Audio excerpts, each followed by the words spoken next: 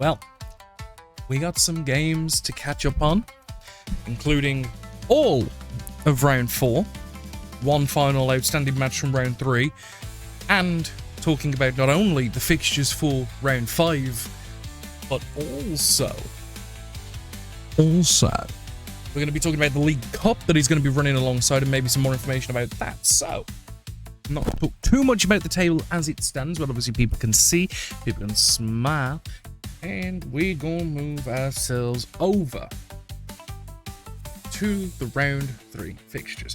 The match in question that was caught up was the match between Lee and Jared. This was just due to Lee having some family things. We don't talk about them things, but we do wish Lee all the best. And we see the match is as follows. 3 touchdowns to Jared by the way of camouflage, 2 in rebuttal from Tink and Cox. Cox being, funny enough, the Croxagore of the team. Bit of a interesting one. In this Lizard Man off, fuck off Facebook, pings, thank yous, we could see that it's an interesting game. Kaz's 1 apiece, completions from the Crimson Heat. Pretty good, pretty good. But let's look at the round 4 though, shall we? We have ourselves 4 home matches. This was the week where Stuart had the week off, and these matches were played on the 1st. Or at least... oh, they were the week before. Never mind. Fuck me. We're going to start with this absolute mugging of a match. And if all of the things are correct... Lewis, my guy, you're not having a great time at the minute, are you? I'll be strictly honest. It's bad. 2-0. And just so you know, like, it's because of how I've had to sort it. There are 2 players on the Faceless team that got 3 casualties each. That is Buzzgrug Stunty Flare and Bozgrog Headbreaker, with Badrukai and Thug getting himself a cheeky one and a completion. That means it was 2-0 on a touchdown, 7-0 on Kaz, 1-0 on completion. I don't think Halflings are first for Lewis, but it's okay. We're gonna nurse him through it. We're gonna nurse him through it.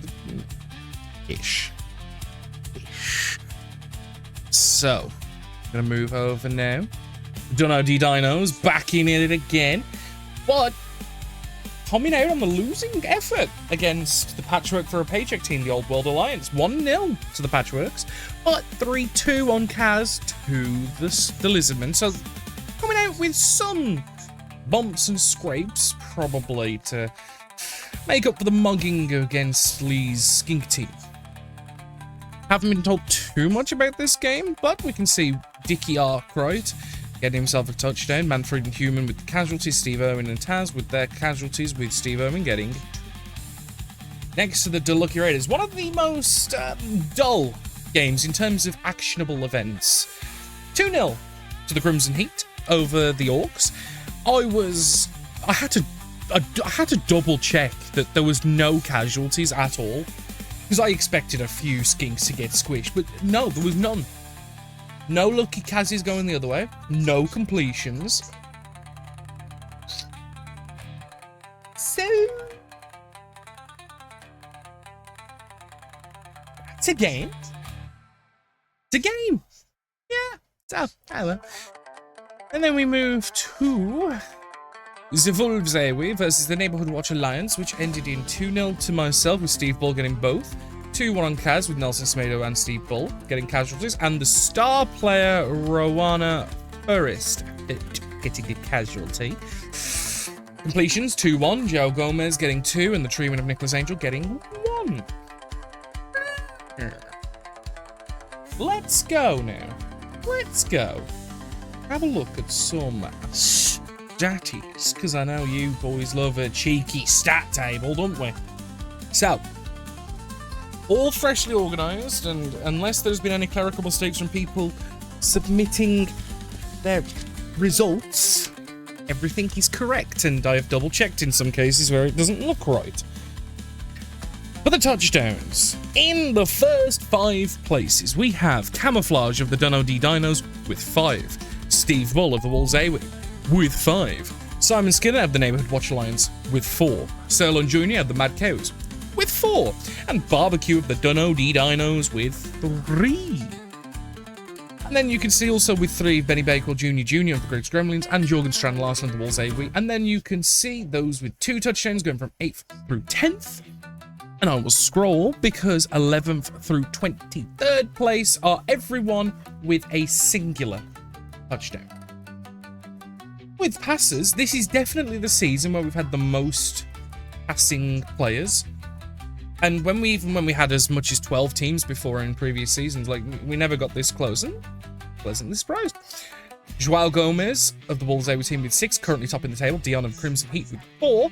Nicholas Angel of the Neighborhood Watch Alliance with 4. Big Greg of the Greg's Gremlins with 2. And topping that 5th place, or with 1, is Ozzy of the Dunno D Dinos. And you can see 6th through 10th, all with 1. Looking now at the final stat. The casualties. Very good, gentlemen.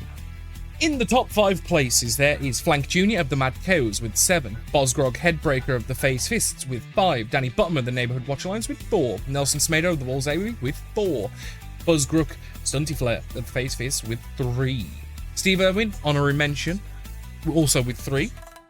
And then you can see going from 7th all the way to 11th is all of those that have so nice, they done it twice. And then going from there all the way down to 34th place are those people with just a singular touchdown. Maybe it was luck, maybe it was an accident, or maybe they're just not cut out for this line of work.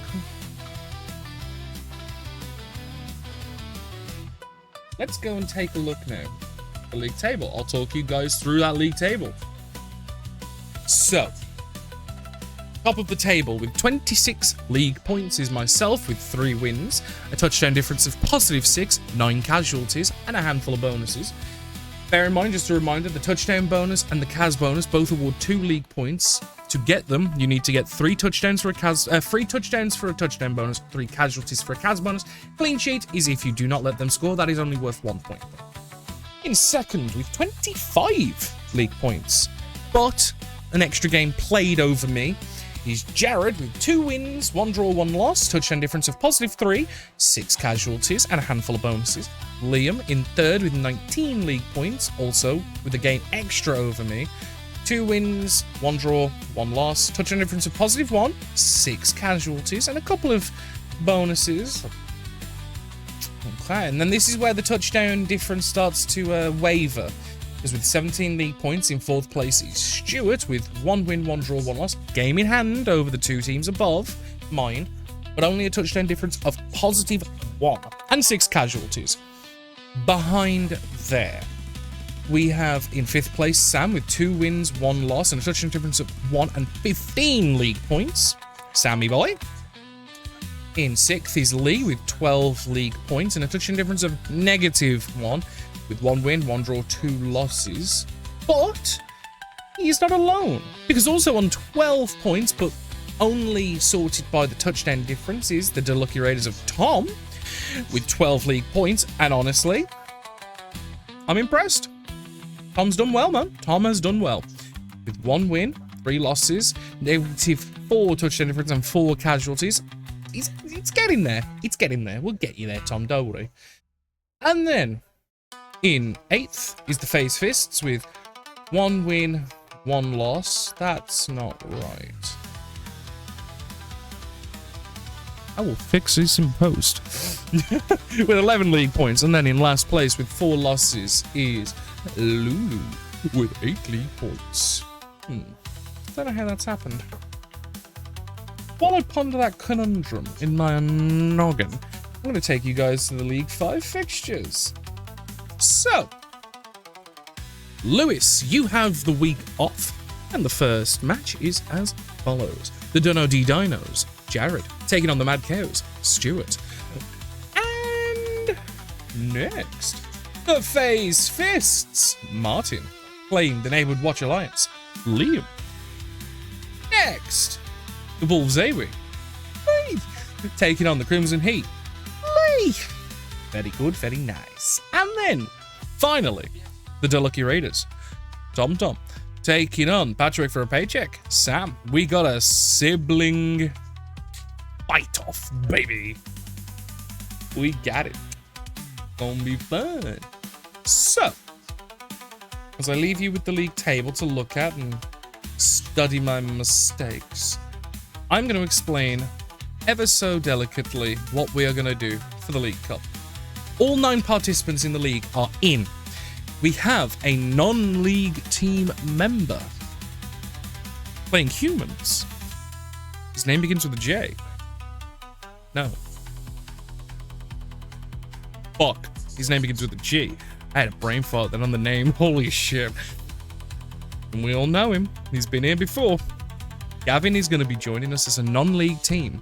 Differences with a non-league team. They only get 1 million gold to spend on their team. They do not get their bonus inducements as a league team would, as they are a plucky non-league team that have promoted themselves up into this lucky and prestigious spot. Because we're up to 10, I have got to figure out the math on how I am going to introduce all the teams so we don't end up with an odd number at any one point. The draw will be done randomly, and anyone with buys into future rounds will go off the ELO, their current ELO ranking. Meaning, if the Eternal League rankings come into effect, which they will, obviously, people who have just won more over many seasons. So at the minute, I know I have the highest ELO ranking. And then I know in second is Lewis, despite the poor performance this season. And then Martin, and then Jared. We're the only ones with over 1,000 ELO. That is how we're going to mark them. So it is just simply to make it easier on me and the math. I'm going to figure it out. Do not worry. That's it. The round 5 fixtures are going to be played on the 8th of July. I do wish you all the best of luck, because you're going to need it. Hurrah, guys.